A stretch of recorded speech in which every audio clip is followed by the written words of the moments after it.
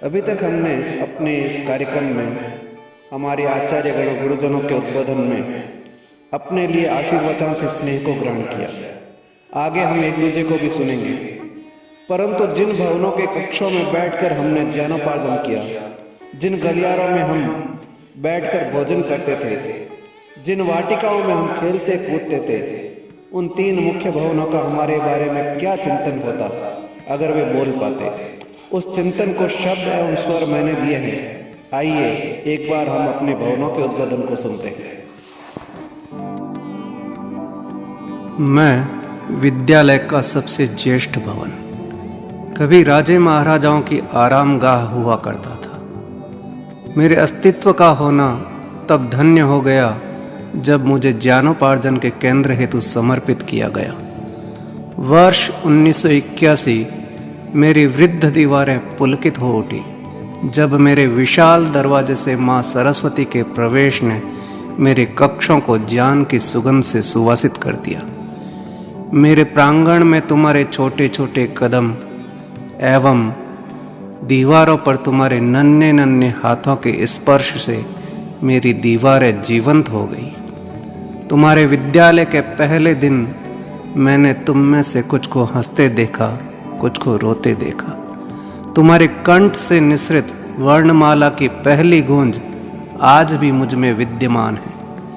मैंने तुम्हारी स्लेट पर वर्णमाला के प्रथमाक्षर अकार को आकार लेते देखा है। मैं तुम्हारी पहली पहली मित्रता का साक्षी हूँ। मैं तुम्हारी प्यारी प्यारी शैतानियों का साक्षी हूँ। तुम्हारे माता पिता द्वारा तुम्हें गुरुचरणों में समर्पण का साक्षी हूँ। हाँ, मैं सबसे ज्येष्ठ भवन, तुम्हारे व्यक्तित्व निर्माण की नींव हूँ।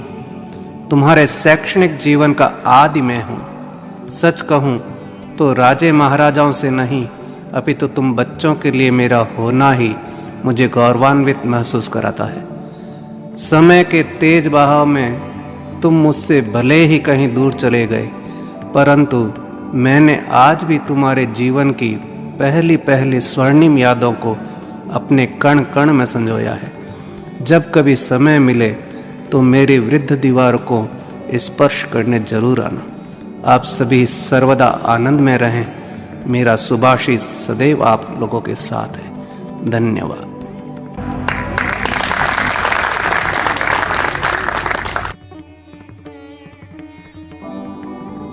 मैं विद्यालय का मंझला भवन हूँ। तुम्हारी प्रारंभिका से पंचमी तक की शिक्षा का साक्षी हूँ मैं। शिक्षा के साथ साथ तुम्हारी शैतानियों के स्तर को भी मैंने बढ़ते देखा है। मैं तुम्हारे दरी पट्टी से उठकर बेंच पर बैठने तक के सफ़र का साक्षी हूँ। तुम्हारी खेल के प्रति बढ़ती दीवानगी का मैं साक्षी हूँ। तुम्हारे हृदयों में राष्ट्र के प्रति प्रस्फुटित होते प्रथम अंकुरण का साक्षी हूँ मैं गुरुजनों के आशीष देते एवं गाल पर चपत लगाते वरद हस्त का साक्षी हूँ। मैं तुम्हारे अंतस में संस्कारों के बीजारोपण का साक्षी हूँ।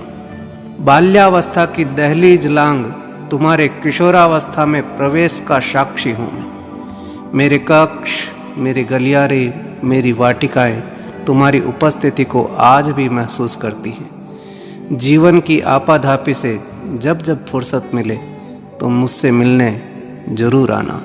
धन्यवाद।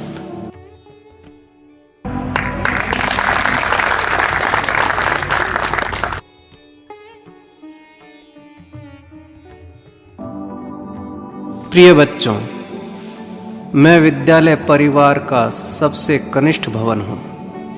3 दशक की दीर्घावधि बाद आज तुम्हें पुनः अपने प्रांगण में आया देख बहुत खुश हूँ। मैं अभी तक अपने दोनों अग्रज भवनों के उद्बोधन में तुम्हारे विद्यालय जीवन की स्वर्णिम यात्रा को सुन रहा था। शिक्षा एवं संस्कारों के बीज को अपने अंतःकरण में स्थापित कर तुम मेरे पास आए थे। मैं उसी बीज के अंकुरण एवं पल्लवन का साक्षी हूँ। अभी तक की तुम्हारे विद्यालय जीवन की यात्रा बहुत सुखद थी, चिंताओं से मुक्त थी। विद्यालय में कौन तुमसे आगे है, कौन तुमसे पीछे है, इन द्वंद्वों से मुक्त था तुम्हारा मन। पर मैंने तुम्हारे शैक्षणिक जीवन की यात्रा को दौड़ में बदलते देखा है। सबको इस दौड़ में अपना सर्वश्रेष्ठ देते देखा है। वर्ष दर वर्ष कठिन होती परीक्षाओं के झंझावातों से तुम्हें गुजरते देखा है। मैंने तुम्हें मेहनत से तपते देखा है, खपते देखा है, कोरे कागजों को स्याह करते देखा है। मैंने तुम्हारे अंतःकरण में, मन मस्तिष्क में भविष्य के सपनों को आकार लेते देखा है। मैंने उस कठोर परिश्रम एवं समर्पण को देखा है जो फलीभूत होकर आज मेरे सामने बैठा है। हाँ, सच में आज मैं बहुत खुश हूँ कि 3 दशक की दीर्घावधि बाद तुमने हमें गुरुजनों सहित याद किया। हम कई दशकों से यहाँ खड़े हैं, कई दशकों तक यूं ही खड़े भी रहेंगे, परंतु तुम्हारे होने से ही हमारा अस्तित्व है।